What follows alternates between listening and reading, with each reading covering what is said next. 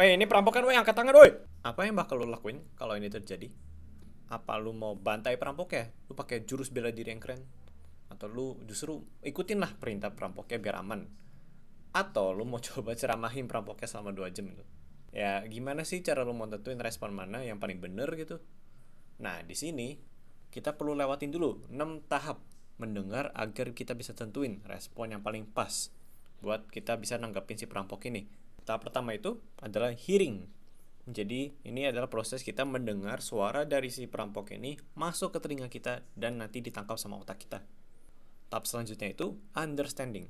Jadi otak kita ini coba cari tahu maksud dari si perampok ini apa. Nah, habis itu kita masuk ke tahap remembering. Jadi kata-kata makna yang kita dapat dari perampok ini kita simpan di dalam memori otak kita. Nah, penting nih buat kita bisa selalu ingat apa yang orang itu udah ngomong. Apalagi nih, kalau kita misalkan lupa nama orang, terus ketemu dia langsung, wah, malah harus jadi perlu curi KTP-nya dong, biar kita nanti nggak akut nanti sama dia. Nah, tahap interpreting ini penting banget. Kenapa? Karena informasi yang kita udah dapat ini bisa beda tergantung situasi sama orang yang jadi lawan bicara kita.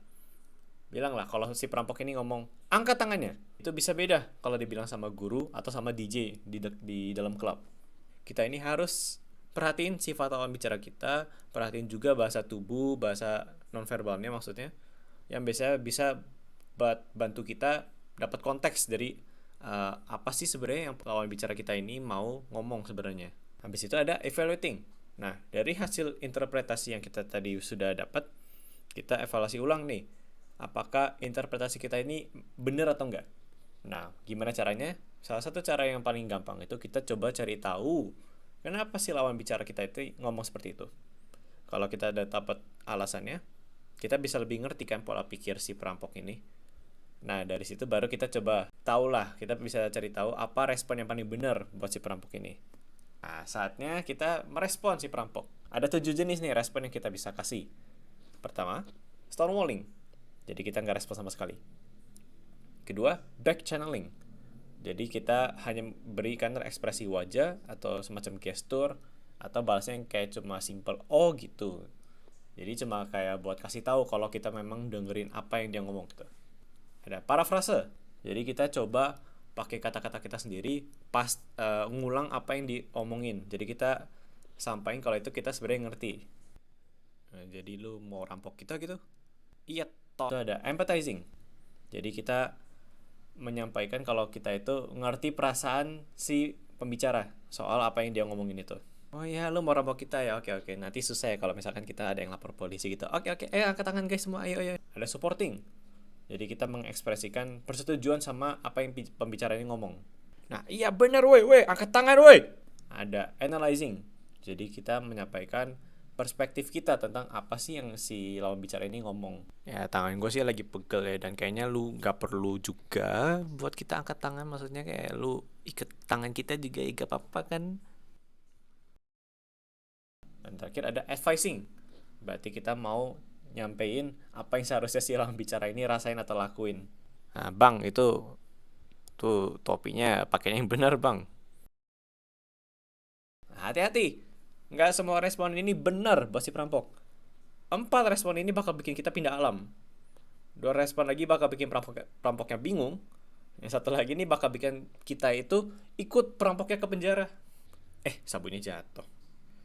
Nyoh. Menurut lu, respon mana nih yang paling cocok buat situasi ini? Cobalah dipikir masing-masing. Sebelum videonya kita selesain, ada fun fact nih soal mendengar. Ada sih beberapa jenis mendengar berdasarkan tujuan kita dengar itu apa. Kalau misalkan di skenario kita yang perampokan ini, kita kan kayak tahu intensi perampoknya itu dari cara ngomongnya, kayak lebih keras, nadanya lebih tinggi. Nah, jenis mendengar ini namanya discriminative listening. Jadi kita kayak tahu makna dari apa yang dia omongin bukan dari kata-katanya sendiri, tapi dari kayak nada bicaranya, intonasinya, dan semacamnya. Nah, ada beberapa jenis mendengar yang lain, kayak misalkan ada informative listening. Jadi itu jenis mendengar yang kita cuma buat mendapatkan informasi aja, jadi kayak one way. Contohnya kayak belajar di kelas, jadi dosen ngomong, kita dengar aja, jadi one way communication buat dapat informasi. Habis itu ada juga critical listening, itu jenis mendengar yang tujuan akhir kita itu adalah untuk bisa evaluasi atau analisis apa yang diomongin. Jadi ini misalkan kalau lagi hearing calon ketua lah, kalau misalkan di unit kan mau calon ketua lagi hearing rencana kerjanya, ya kita mau kritisin dong. Nah, ini gunanya critical listening. Ada juga misalkan appreciative listening. Jadi itu cuma dengar yang tujuannya buat hiburan murni. Jadi misalkan kita dengar lagu, nonton YouTube gitu atau TV atau film, itu masuknya ke appreciative listening. Dan masih ada banyak lagi yang kita bisa cari tahu di Google lah.